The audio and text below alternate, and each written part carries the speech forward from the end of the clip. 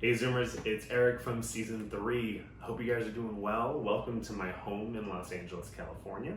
Hope you guys are doing well. Hope you're getting safe. You guys are taking care of each other. It has been a little bit since I've done one of these, so you guys have to bear with me. Okay? It's been like 20 years. In that time, I've still stayed in the entertainment industry, still staying in front of the camera, done commercials and TV, some movies, a bunch of theater. I did karate for like 10 years. And so I still do like fight choreography and stuff like that, which is so much fun to do. But today, we're gonna do some science, because science is where it's at. All right, and today we're gonna do, since I live in California, figures appropriate, we're gonna make a little seismograph. If you guys don't know what a seismograph is, it's a machine that measures earthquakes, measures like the shaking of everything that's going on around. So we're gonna do that today. It's gonna be pretty awesome, pretty fun.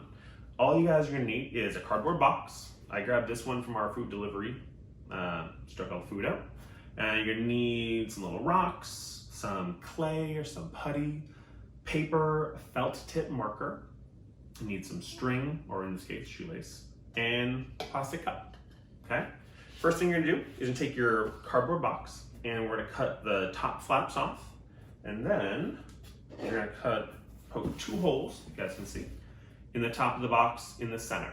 You want them pretty close together. I wouldn't say more than like a couple inches apart. Once we've done that, what you guys are gonna do is you're gonna take your plastic cup and we're gonna cut 2 holes in the top, 1 on each side, and then you're gonna put 1 in on the bottom.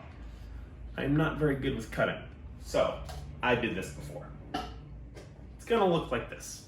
So you have hole here, and then 1 right in the bottom. At the bottom of that cup, we're gonna take our felt tip marker. I'm gonna stick it right through the bottom just like this. We're gonna use this to measure all the seismic waves from the earthquake we're gonna make in a little bit. You're gonna take your putty or your clay, I've got a couple set aside back here, and you're gonna secure your marker in the bottom here.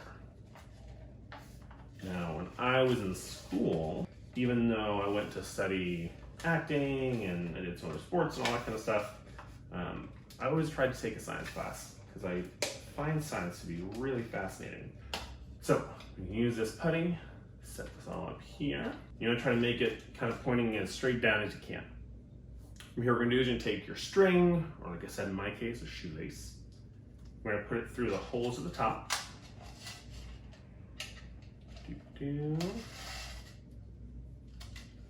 So it hangs just like this. And then what we're gonna do is we're gonna put the string of the shoelace to the 2 holes at the top, so that ideally it's gonna hang with the felt tip just barely touching the bottom of the box. So I'm gonna come over here and do that this way. It's funny, when I first got to LA, again, this was like 10 years ago, I had everyone telling me, oh, the earthquakes are terrible and this and that and the other thing. I didn't even feel my first couple earthquakes that I was here for. They were so small. Now what I'm doing here is I'm leaving this a little bit of room because the shoelaces that I have right now are a little stretchy. So we're gonna add some rocks in this that's gonna bring it closer to the bottom of the box. Should tie a little knot on here. Then you're gonna take your rocks. These I just grabbed from outside and they're gonna go back out there when I'm done. Or marbles if you got them, or like little like nuts and bolts, that kind of thing. Whatever you want. You're gonna put them in the cup to weigh it down. Just gonna give it a little bit of weight. I can already see as I'm adding these rocks in that my marker is getting a little bit closer to the bottom of the box. So to track our earthquake, we're gonna take our piece of paper, we're gonna stick it underneath the felt tip marker all the way to the back of the box.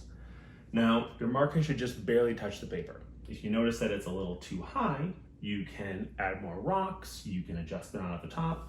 I'm just gonna adjust the pen a little bit because I feel like I'm at a pretty good weight here. Same thing as if you notice that it's really heavy, you can take some rocks out, adjust the knot at the top, or just readjust your pen. So now what we're gonna do is I'm gonna slowly pull this piece of paper out as I give the box a little shake. We're gonna see what happens. Oh no, it's an earthquake! Everyone take cover! Oh my goodness! Watch out! Ah! It's a pretty strong earthquake. So our earthquake was pretty strong, but you can see there's a couple places where the marker jumped off the page. So maybe I should add some more rocks, or maybe I should make the pen a little bit lower, but I'm gonna challenge you guys. What can you do to make your seismograph more sensitive? What if you put the holes farther apart at the top? What if you use a different kind of string? What if you put more rocks in or less rocks in? What happens when you shake the table? Try some different things out. Let us know what happens.